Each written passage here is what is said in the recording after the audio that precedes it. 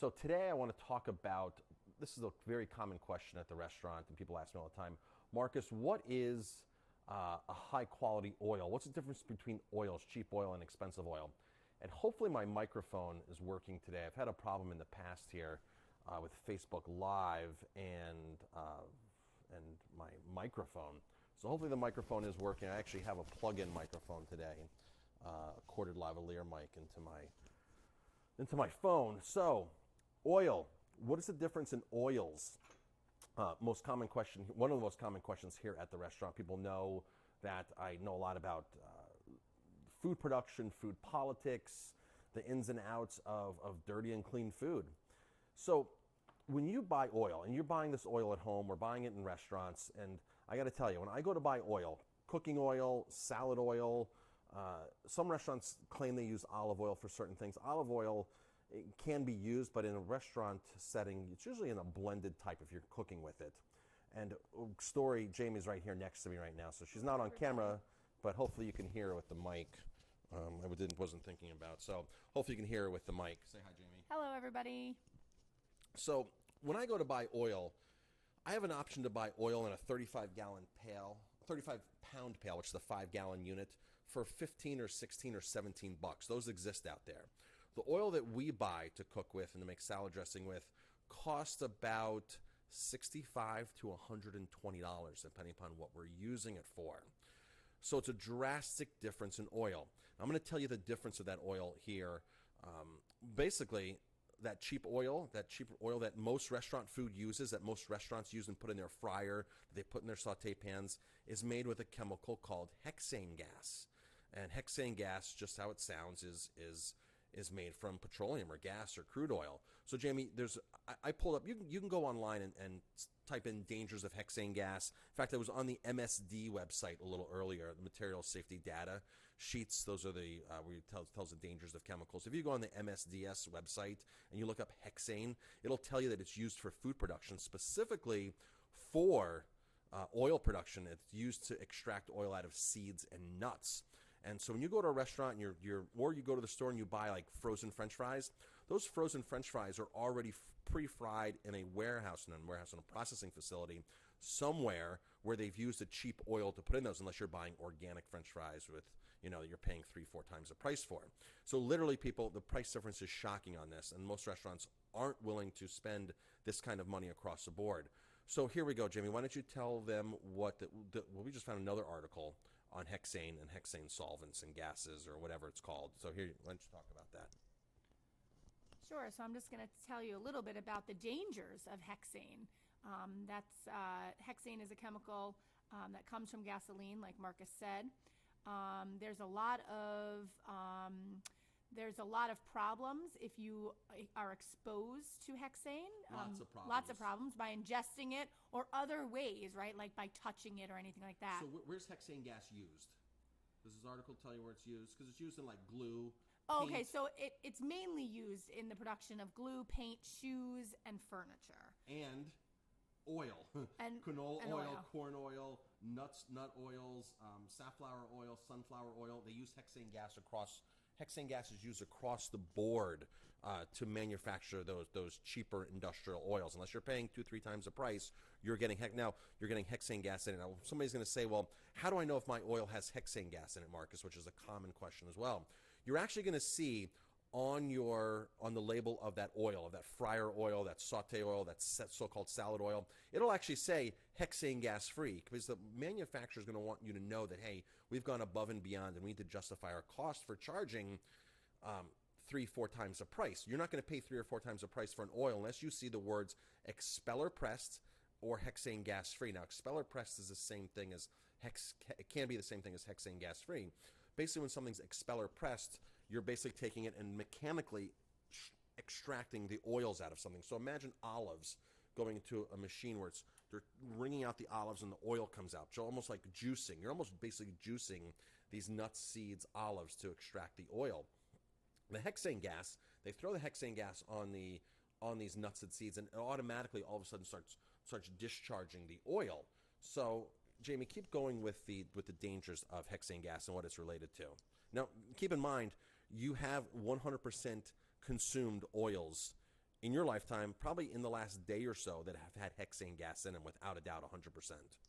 Unless, of course, you've eaten at Aroma Thyme. So hexane has been identified by the FDA as a potent neurotoxin and a carcinogen, which I find very interesting that they're still using this to extract oils, right? It comes down to food politics, people, on this. The food manufacturers have such a stronghold on our government, the USDA and FDA, that they're willing to basically bend corners, bend rules, and jeopardize our health and our environment based upon a profit. That's what it comes down to. It's food politics and profits before healthy planet and healthy us. So the type of symptoms and their severity depends on the duration of exposure and the quantity of hexane a person is exposed to. So there's a lot of different symptoms that you can find, various different symptoms, from skin irritation to dry skin, pain in skin, irritation, pain and redness in eyes, abdominal pain, nausea, vomiting, drowsiness, dizziness, dullness, weakness, headache, upper airway respiratory problems, breathing difficulty, muscle cramps, muscle wasting, and symptoms of neurological problems. So the symptoms that Jamie just read from hexane gas is shocking. How many people have dry, itchy skin? How many people have abdominal pain? How many people have these kind of symptoms? You go to your doctor, and not once they've ever said to you, well, what kind of oil are you using? Are you using organic oil? Are you using hexane gas-free oil? What kind of glue are you painting a lot? I don't think these conversations really ever come up with people that have severe conditions or any kind of conditions like this. And so many people have dry, itchy skin. And how many people eat French fries or eat fried foods or oil, just plain old oil, every single day that I'm not saying that this is a contributing factor. I think when you look at health, you have to look at everything. There's always a cause and effect, and it's hard to say that there's one simple thing to say, oh, eliminate this or add this to your diet and you're going to be super healthy. It's a combination of doing as much as you can right in your life, and I feel that avoiding hexane extracted oils is one of the most important things out there when it comes to food. I mean, this is a nasty, nasty chemical that they're using in our food supply that restaurants are being forced to buy because it's a quarter of the price. I mean, it's amazing. I just got another ad yesterday, $17 for 35-pound, 5-gallon of oil. And I'm sitting there paying $60 to $120. And we go through a fair amount of oil. We don't have a fryer here at the restaurant, but we do pan fry things like our chicken wings go into a pan fryer, and so we put oil into a pot and fry it. But we do a lot of cooking. We make a lot of salad dressings ourselves. So when you go to a buffet line at a fast food restaurant and you're getting the salad dressing, 100% guaranteed you're getting an oil that was extracted with this neurological damaging hexane gas. It's in our food supply, people. There's just no way around this. Hexane has been listed as one of the 188 hazardous, dangerous air pollutants by the EPA, which can cause cancer and other serious health illnesses, including reproductive and birth defects. So they're saying the hexane gas can cause. Hexane gas is what they're actually using to extract this oil, because you can have hexane as a liquid as well. But I believe the hexane gas, I'm not an expert on oil production. I have not been into the facilities to see this. This is something that they want to show you that they're doing. A lot of our food industry is really hidden from our eyes, and it has been hidden now, thank goodness, for iPhones and for phones in general with cameras. People sneak in and do undercover operations, and all these slaughterhouses and stuff like that. But you never see them going inside like an oil refinery, how they process oil, or a sugar refinery. What goes into the sugar production is shocking. Sugar, we all know white sugar is not good for us, but for the environment is a whole different issue. The chemicals that go into that, the bleaching agents, the crude that comes out of it, sugarcane production or sugar production is just as bad for you as the sugar itself. Bad for the environment, I should say. But back to hexane and oil. So, according to this article and probably many other articles out there, there are a lot of different effects that hexane oil can cause in a person, from dizziness, nausea, acute effects, to chronic effects, muscular weakness, things like that, to reproductive, and then cancer causing. So, according to this article and according to the research that you've done, there are a lot of major problems with hexane gas. So hexane gas was something that I became aware of probably in my cooking career, probably in the late 90s, early 2000s, when I was just in the search of providing clean food. My TED Talk that I did a couple years ago, I started out in the beginning of the TED Talk, was I said I was killing every single one of you in this room, and I was killing myself at the same time. And I was actually killing people. The food supply system is so in shambles. And it's all designed, like I said earlier in this, it's all designed to turn a corporate profit. They don't care about us. They don't care about the environment. All they care about is their profits, profits, profits. And they're willing to douse our food with hexane gas and other nasty chemicals that you think, people think, because I'm going to buy food in a store, it's safe, and I'm going to buy this and it's safe and this and that. That is so far from the truth. So far from the truth. So as a chef who's very, very was very interested in my health and your health as well, I wish it would come to a point where, a lot of this healthier food was much, much more affordable. And sometimes some of it is you buy local. Like right now we're getting fantastic local kale, and it's end of December. And the kale is so inexpensive right now, and we're still getting fantastic local kale. We got local leeks this week. We got all these local squashes this week. Believe it or not, I even get local sunflower oil. There are some sunflower oil producers here in this part of the country, in New York. But again, for a 5-gallon pail or a 35-pound thing of sunflower oil, I'm paying $105 to $120 for a high-quality organic sunflower, expeller-pressed sunflower oil, which we use in some of our salad dressings, or a high oleic safflower oil, which was going to cost the same price as well. So, the average person, it's New Year's time coming, people want to eat healthier. My overall suggestion to eating healthier is try to eliminate as much oil as you possibly can. If you are going to use olive oil, if you are going to use oil, use extra virgin olive oil. Don't fry anything. Try not to put oil into a pan. You don't want to cook with extra virgin olive oil. You don't want to buy olive oil blends, because a lot of these olive oil blends are olive oil with cheap hexane gas GMO. We haven't even talked about GMOs, people, because a lot of our oils, the corn, the cotton, and the canola, the rapeseed, are all genetically modified, and that's a whole nother ballgame right there. Besides, I'm just only talking about the hexane gas that's in our oils, not the genetically modified foods, which is a whole nother different safety issue, environmental issue, health issue. So avoid oil, if you really can. Salad dressings, I like to use aged balsamics for my salad dressings. And balsamic is a whole other topic, because I'm really involved in balsamics, and I'm really fascinated by the aging process of balsamics and the different cooking methods of balsamic, and how much grape juice they actually add back in, and how they reduce the grape juice, and the caramelization effects of them cooking, slow cooking or fast cooking. So balsamic is a really great world to really experiment with. And when you look for a balsamic, make sure you look for that balsamic logo on it. Make sure it's real balsamic, because there's balsamic vinegars out there that are produced in Peru, believe it or not, and other parts of the world, that aren't true balsamic vinegars. There's something called Vincoto, which is a vinegar elixir, which is dynamite. And I use some of those things on my salads just by themselves. I like to use citrus juice on my salads, like grapefruit juice or a little fresh squeezed orange juice. So you can actually cut up an orange or a grapefruit, supreme it, which us chefs call it supreming it, where we take the segments out, and you're left with the inside. And you just squeeze that, and that juice goes right into your salad. It mixes great with tomatoes, cucumbers, sprouts, crunchy romaine, and all that kind of stuff. It makes beautiful salads. So try to avoid as much oil as possible. Try to buy organic, or try to buy extra virgin olive oil is the bottom line. The more you pay for oil, the better off you are, because olive oil is a whole nother thing about how oil is adulterated and really counterfeit. A lot of counterfeit olive oil on the market.